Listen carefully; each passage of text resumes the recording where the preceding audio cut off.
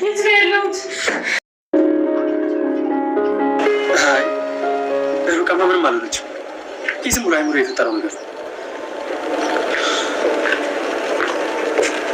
ቆይ ግን ይፈልጋል። የምን መድኃኒት? መድረኩሽ በጣም ጥንቃቄ ይፈልጋል። ቆይ አንቺ ለምን ፈልገሽ ነው? ማለቴ መድኃኒቱ ምን የሚያደርግ ነው? የሚገል እንዴ ፍሪኳ ርብቃ ልገላት? አትደናበር፣ ያዙ እሷን አልገላት እና ምንድን ነው ግራ አጋባሽኝ እኮ። ልጁን አሳስረኝ በና ያላሰብኩትን አታውሪ። ጭራሿን በድ ያደረከኝ እሪች ርብቃ እርጉዝ እንደሆነች ለአቤል ነግረዋለች። ወይዘሮ ማሚቴ ርብቃን እንዳሳገተቻት አንቺ ነሽ ያሳገትሻት በማለት አቤል እጁን ወደ እሷ ቀስሮ ነበረ። ወይዘሮ ማሚቶ ግን እንዴት እንደዚህ ትጠረጥረኛለህ? ጭራሽ ወንበዴ ታደርገኛለህ? በማለት ጭራሽ ይባስ ብላ በአቤል ላይ እየተናደደች ትገኛለች። አቤልም ርብቃ ከዚህ በፊት የሰጠችው ሀብል ነበረ። ሀብሉም እጅግ ምስጢር ያለውና እንዲሁም ደግሞ በጣም ጠቁሞ ነገሮችን የሚነግር ነበረ የነገረችው ነገር። አቤልም ይህ ነገር እንዴት ሊሆን ይችላል? እንዴት ሀብሉ ተፈታ? እያለ ግራ ተጋብቷል።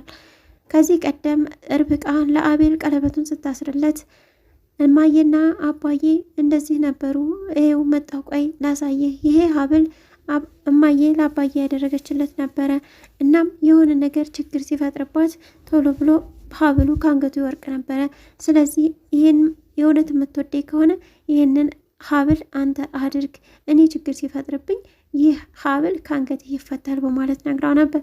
ዛሬም የአቤል ሀብሉ ከአንገቱ ላይ ተፈቷል። አቤልም በድንጋጤ ምንድን ነው እያለ መለስ ብሎ ወደኋላ እያስታወሰ ይገኛል። ሰላም ጤና ይስጥልኝ ውድና የተከበራችሁ ተመልካቾች እንዴት አላችሁ? እግዚአብሔር ይመስገን እኔ በጣም ደህና ነኝ። በያላችሁበት ሰላማችሁ ይብዛ እያልኩኝ ዛሬ ደግሞ ርብቃ ድራማ ክፍል 21ን እየላችሁ መጥቻለሁ። አብራችሁ ይቆዩ። እንግዲህ በባለፈው ፓርት ላይ ያየነው ርብቃ ታግታ ማን እንዳገታት ግን የሚያሳይ ነገር አልነበረም። ርብቃም ፍቱኝ እንጂ ምን እያደረጋችሁ ነው?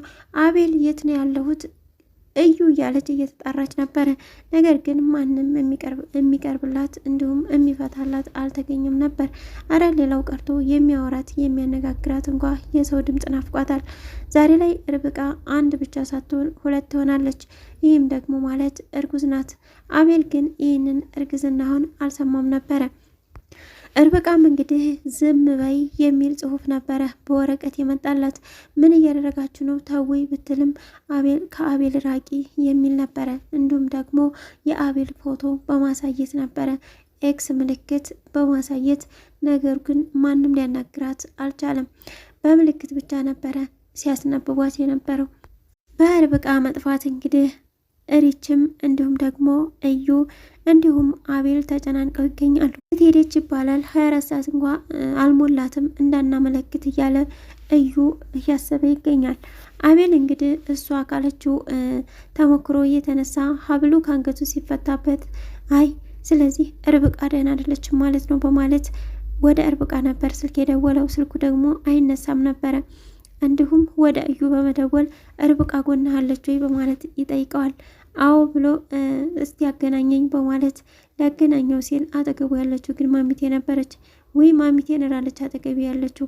የለችም በቃ አጠገቤ ሲለው የት ናት አሁን አገናኘኝ ብሎ ቢጠይቀውም ያው መኝታ ቤቷ ነው የምትሆነው በማለት አሁን ሂድና ደውልልኝ ይለዋል። እሱ ግን ሄዶ ሲያያት ርብቃን አላገኛትም ነበር። እዩም እቤት እንደሌለች ነበረ ለአቤል የነገረው። አቤልም የልትሄድ ትችላለች በማለት እንግዲህ እየፈለጋት ይገኛል። እንዲሁም ከመሳቢያ ውስጥ ፎቶቸውን አውጥቶ ራሱ ግድግዳ ላይ ሰቅሎታል። ለምን ወረደ ብላ ሪች ስትጠይቅ አይ ልታጸዳ ብላ ማሚት ያወርደው ነው በማለት ነበረ የመለሰላት። ሪችም እንግዲህ በጣም ተጨናንቃ ሳትገኝ ቀኑ ይመሻል። አንተ ተኛ በማለት እዩን ካስተኙት በኋላ ለምንድን ነው የምተኛው? ስትመጣ እሺ በቃ ቀስቅሱኝ በማለት እዩ ከተኛ በኋላ ሪችም ሄዳ ትተኛለች። አቤልም እና ተኛ እንጂ መኝታ ላይ ተኛ ብትለውም እሱ ግን አይ እዚህ ነው የምተኛው በማለት ሶፋ ላይ ተኝቶ ነበር። ነገር ግን የርብቃ ነገር እያሳሰበው ስለነበረ ምንም እንቅልፍ ሳይወስደው አንዴ መሬት አንዴ ሶፋ ላይ ሲል ነበር ያደረው። በነጋም ሰዓት እንግዲህ ሪች መታ ትቀሰቅሰዋለች። ወይ ነጋ እንዴ ርብቃ መጣች እንዴ ሲላት አልመጣችም ትላለች። በቃ እንግዲህ አሁን ላመለክት እሄዳለሁ በማለት ሄዶ አመልክቶ ተመልሷል። ሪችም በቃ አንቺ እዚህ ሁኚ ከመጣች ደውዪልኝ በማለት እቤት ጥሏት ሄዳ፣ በሌላ በኩል ደግሞ አዙ ናት።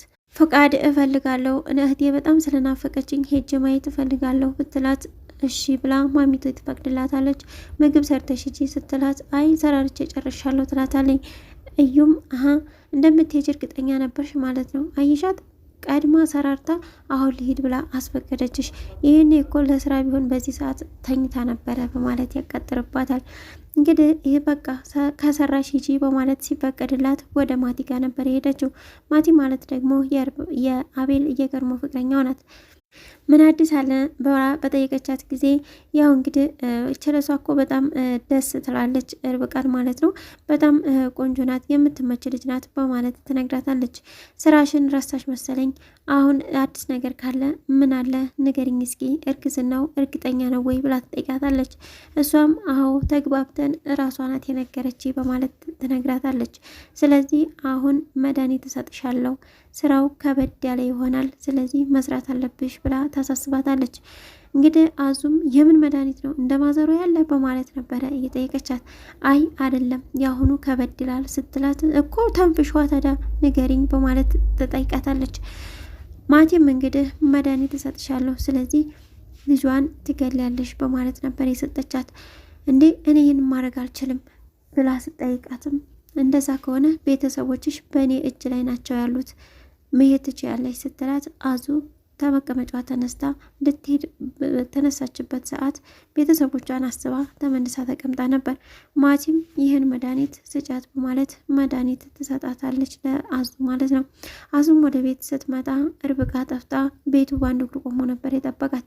የት ሄዳ ይሆን እየተባለ እንግዲህ ሁሉም እየፈለጋት ይገኛል። አቤል ግን ፈልጎ ሲያጣት ወደ ማሚቴ አይኑን አዙሯል። አንቺ ነሽ ርብቃን ያገትሻት፣ ስለዚህ የት ነው ያለችው እያላት ይገኛል። እንዴት እንደዚህ ታስበኛለህ? እኔን ዱርዬ ነኝ ማለት ነው? እንዴት እንደዚህ ታስበኛለህ? እኔ ነኝ አንተ ሚስት ማግተው? እውነትህን ነው እያለች እንግዲህ እየተናደደችበት ትገኛለች። አዎ የሰሞንሽ ነገር ያጠራጥራል። ይህን ለማድረግ ደግሞ አታደርገውም አይባልም። ስለዚህ የት እንዳለች ታውቂያለሽ?